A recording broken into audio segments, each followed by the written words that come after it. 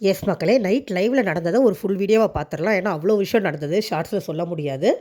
So நம்ம Amit and Sandra விளையாட்ட game வரைக்கும் நம்ம பார்த்துட்டோம் இல்லையா, 1 ஹவர் எபிசோடில்.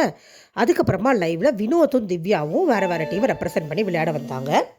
அதில் வந்து ஃபஸ்ட்டு கேம்லேயே பிரச்சனை என்ன பண்ணாங்க, ஃபஸ்ட்டு வந்து வாழைப்பழம் எடுக்கணும் அப்படின்னு சொல்லி சொன்னாங்க. வினோத் வாழைப்பழத்தை எடுத்துட்டார், நான் இல்லைன்னு சொல்லலை. ஆனால் அவர் கையை தூக்கவே இல்லை. ஃபர்ஸ்ட் ஆஃப் ஆல் அமித் இந்த பாயிண்ட்டை கரெக்டாக சொன்னார். நம்ம கையில் ஒரு பொருளை எடுத்தால் நம்மளுக்கு அதானான ஒரு கன்ஃபியூஷன் இருக்கும். அதை ஜட்ஜ் பண்ணி கையை தூக்கணும். அது வரைக்கும் ஜட்ஜஸ்ன்னு இருக்கிற 2 பேரும் வாயை திறக்கக்கூடாது, டீம் மெம்பர்ஸும் வாயை திறக்கக்கூடாது. இதெல்லாம் வந்து பேசிக் காமன் சென்ஸ். 2 பேர் கேம் விளையாடுறாங்க, யாரும் சொல்லித்தரக்கூடாது. அது வந்து ஃபேவராக போயிடும் அப்படிங்கிறது காமன் சென்ஸ். காமன் சென்ஸுக்கும் பார்வதிக்கும் ஏடி வச்சாலும் எட்டாது அப்படின்னு நம்மளுக்கு தெரியும் இல்லையா. வினோத் கையில் வச்சு அதை தடவிட்டு இருக்கும் போதே கையை தூக்குங்கன்னு கத்திட்டாங்க பார்வதி. அதே நேரம் வியானாவும் அங்கேருந்து சூப்பர்னு கத்திட்டாங்க. ஸோ இது obvious foul, very very obvious foul. So என்ன பண்ணிட்டாங்க, எல்லாருமே பார்வதி சொல்லியிருக்கக்கூடாதுன்னு சொல்லிட்டாங்க, கேமை பாஸ் பண்ணிட்டாங்க. இதில் வந்து திவ்யாவும் சொல்கிறாங்க, திவ்யாவுக்கு தமிழே புரியலைங்க, பார்வதி கையை தூக்குங்கன்னு சொன்னதுக்கு மேலே இருக்கிற தூக்குங்கன்னு பார்வதி சொன்னாங்கன்னு திவ்யா உருட்டினாங்க. அதை யாரும் கண்டுக்கல. பட் இவங்க வினோத் ரொம்ப நேரம் கத்துறாரு, அதெல்லாம் ஒன்றும் இல்லை, நான் எடுத்துக்கிட்டேன், பார்வதி சொன்னது எனக்கு கேட்கல, பார்வதி சொன்னது எனக்கு கேட்கல அப்படின்னு கத்துறாரு. குறுக்க சபரி சொல்ல வர 24 கேம் போகணுங்க, கொஞ்சம் ஏதாவது ஒரு முடிவு எடுத்து போகலாம் அப்படிங்கும் போது நீ பேசாதன்னு கத்துறாரு வினோத். எனக்கு புரியவே இல்லை, வினோத்துக்கு இவ்வளோ சப்போர்ட் பண்ணி இவ்வளோ டாப்பில் வைக்கிற அளவுக்குலாம் அவருக்கு ஒர்த்தே இல்லைன்னு தான் எனக்கு தோணுது. ஏன்னா நேற்று அவ்வளோ கேவலமாக பிஹேவ் பண்ணார் இந்த டாஸ்கில். ஒரு கட்டத்தில் பிக் பாஸ் வந்து நான் சும்மா ரீகேம்லாம் வைக்க முடியாது, நீங்கள் ஜட்ஜஸ் முடிவு பண்ணி சொல்லுங்கள் அப்படின்னோடனே பார்வதி அதில் ஒரு பாயிண்ட் கொடுத்தாகணும். வாழைப்பழத்தை எடுத்துட்டாருன்னு பேசுதே ஒழிய தான் சொன்ன பாயிண்ட்டுக்கு வரவே மாட்டேங்குது. அது வந்து நான் ஜென்ரலாக கையை தூக்குங்கன்னு சொன்னேன் அப்படின்னு சொல்லி பொய் சொல்லிச்சு. லிட்டரலி பார்வதி எப்போயும் பண்ணுறதான கேமை கெடுக்கிறதான பார்வதியோட வேலையே அதை தான் பண்ணுச்சு. அதான் கண்டென்ட்டு சூப்பர்னு அதை நினச்சிக்கிட்டு ஒரு வேலையை பண்ணிக்கிட்டு இருக்குது, அதான் பண்ணுச்சு. இங்கே அமித் தெளிவாக சொன்னார், அவங்க ஜட்ஜ் பண்ணுற கொஞ்சம் டைம் ஆகும். ஏன்னா அமித் தான் விளையாட்டு வந்தார் இல்லையா, ஜட்ஜ் பண்ணுற டைமுக்குள்ளே நீங்கள் கையை தூக்குங்கன்னு சொன்னது தவறு தான் சொல்லி ஒத்துக்கவே இல்லை. பிக் பாஸ் ஒரு 2-3 தடவை சொன்னார், ரிசல்ட் சொல்லுங்கள். விக்ரம் வந்து நம்ம 2 பேருக்கும் 0 போட்டுடலாம், நீங்கள் பண்ணது தப்புன்னு சொன்னால் அதையும் ஒத்துக்கல. சரி ரொம்ப கேவோஸாக போகுதுன்னு சொல்லிட்டு ரம்யா வந்து தலையாக வந்தாங்க. நான் நான் பேசுகிறேன் அப்படிங்கும்போது உடனே வினோத் தலைலாம் வரக்கூடாது, அப்போ நானும் கேரக்டர்லேருந்து வெளியில் வரட்டும், அதெல்லாம் வரக்கூடாது. பிக் பாஸ் சொல்லிட்டோம். பிக் பாஸ் சொல்கிறத இதுக்குள்ளே சொல்லியிருக்க மாட்டாரா, அவர் தான் ரிசல்ட் நீங்கள் சொல்லுங்கன்னு கேட்குறாரு. இதை வினோத் பண்ணுறது இதே தாங்க கனியை தள்ளி விட்டும் பண்ணார். பிக் பாஸ் சொல்லட்டும்னாரு, கடைசி வரைக்கும் ஒத்துக்கிட்டு ஒரு சாரி கூட கேட்கல. அவரும் அப்படி தான் இருக்கார். அவர் எப்போயாவது மட்டும் அந்த கேரக்டர் வெளியில் காட்டுறதுனால, மற்ற நேரத்தில் பாடிட்டு ஜோக் பண்ணி சுற்றுறதுனால நம்ம அப்படி நினச்சிக்கிட்டு இருக்கோம். அவர் சாண்டி மாதிரிலாம் கிடையாது. அதே தான் ஏற்கனவே சொன்னது தான், ஆரி மாதிரி பிரஜன் கிடையாதுங்கிற மாதிரி சாண்டி மாதிரி வினோத் கிடையாது. வினோத்துக்கும் இந்த புத்தி இருக்குது, சொல்கிறது எதையுமே அக்செப்ட் பண்ணிக்கிறது இல்லை. அவர் லபோதிபோன்னு ரொம்ப கத்தி லைவ் பார்த்தப்போ அவ்வளோ டென்ஷன் ஆகிடுச்சு அவங்களுக்கு. அப்புறம் விக்ரம் பொறுமையாக சொன்னார், இங்கே பாருங்கள், உங்களுக்கு காது கேட்டுச்சா கேட்கலையான்றது இங்கே பாயிண்ட்டே இல்லை, பார்வதி சொல்லியிருக்கக்கூடாது, அதுதான் தப்பு அப்படின்னு சொன்னால் இல்லை நொல்லன்னு கத்தி பிக் பாஸ் பார்த்துக்கிட்டே இருந்தார். இவங்க ஒரு முடிவுக்கு வர்ற மாதிரியே தெரியல. ஸோ என்ன பண்ணிட்டார், ரைட்டா பார்வதி கேம் போயிட்டு இருக்கும்போது நீங்கள் கை தூக்க சொன்னீங்களா அப்படின்னு ஒரு கேள்வி கேட்டார். உடனே பார்வதி அங்கேயும் உருட்டு, நான் சொன்னேன் சார், ஆனால் ஜென்ரலாக தான் சொன்னேன், அதுக்கு முன்னாடி வினோத் எடுத்துட்டாரு அப்படின்னு உருட்டுச்சு. அவர் தெளிவாக நீங்கள் சொல்லியிருக்கக்கூடாது, ஜட்ஜஸ் சும்மா தான் இருக்கணும் கேம் முடிகிற வரைக்கும் அப்படின்னாரு.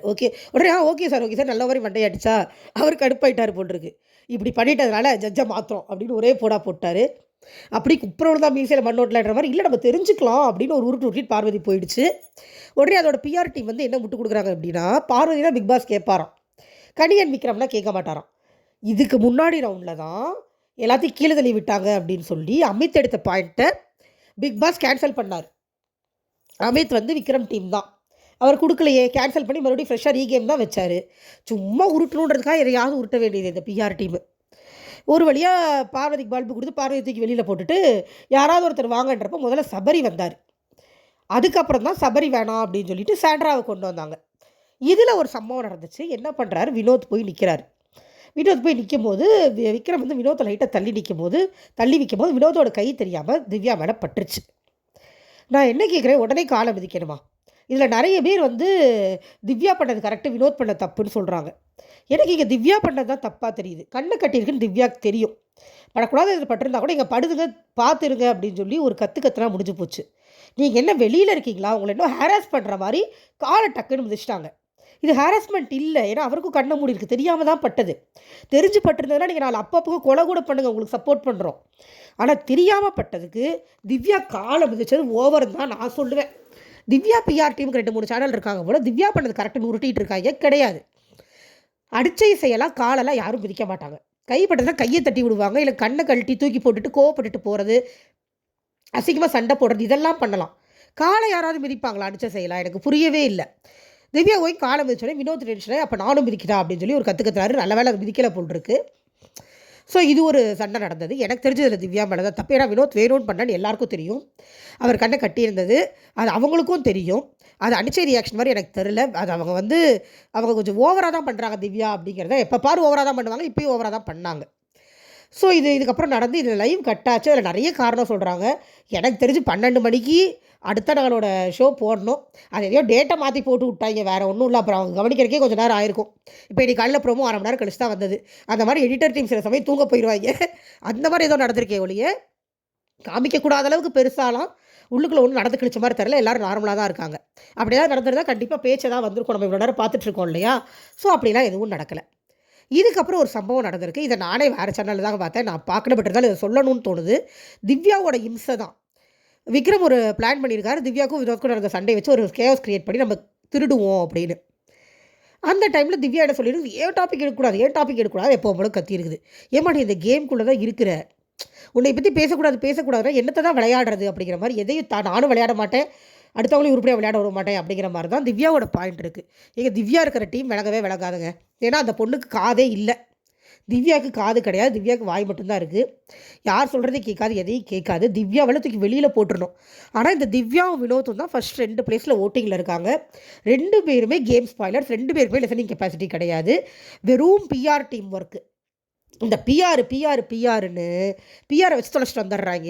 கரெக்டாக விளையாடுறவங்களுக்கு ஒரு நல்ல விஷயமும் நடக்க மாட்டேங்குது. தப்பாக கன்றாவியாக விளையாடுறவங்களெல்லாம் இவங்க தேவையில்லாமல் ஹைப் பண்ணி விட்டு தேவையில்லாமல் ஓட்டை போட்டு ஏற்றி விட்டுக்கிட்டு இருக்காங்க. கமருதீன் வேறு 3வது இடத்துல இருக்கார், பாரு 4வது இடம். என்ன இளவிதுங்கிற மாதிரி தான் இருக்குது ஓட்டிங் ஃபுல்லாகவே. ஏன்னா அத்தனை கேவோஸ் க்ரியேட் பண்ணி அவ்வளோ அசிங்கம் பண்ணுறவங்களாம் டாப்பில் இருக்காங்க. இங்கே கண்டென்ட் கொடுங்க, டீசெண்டாக கொடுங்க. அது எனக்கு இன்டீசெண்டாக ஒரு கண்டென்ட்டு, அதுக்கு கோஷம் போடுறதுக்கு ஒரு கூட்டம், ஓட்டு போடுறதுக்கு ஒரு கூட்டம் நல்லாவே இல்லை. பார்க்கலாம் மக்களே. இப்போ லைவில் நல்லா தான் போயிட்டுருக்கு. நான் பார்த்துட்டு வர ஏதாவது நடந்தால் நான் சொல்கிறேன். கொஞ்சம் சப்போர்ட் பண்ணுங்கள். இந்த மாதிரி வீடியோஸ் கொடுங்க, கொஞ்சம் சப்போர்ட் பண்ணிங்கன்னா எனக்கு ரொம்ப என்கரேஜ்மெண்ட்டாக இருக்கும். லைக் பண்ணி, சப்ஸ்கிரைப் பண்ணி, கமெண்ட் பண்ணி சப்போர்ட் பண்ணுங்கள் ப்ளீஸ். Thank you so much. உங்களுக்கு என்னோட பாயிண்ட் ஆஃப் வியூ உங்களோட பாயிண்ட் ஆஃப் வியூவோட ஒத்து போச்சுன்னா உங்களுக்கு பிடிச்சவங்களுக்கு ஷேர் பண்ணுங்கள். Thank you so much. Bye bye.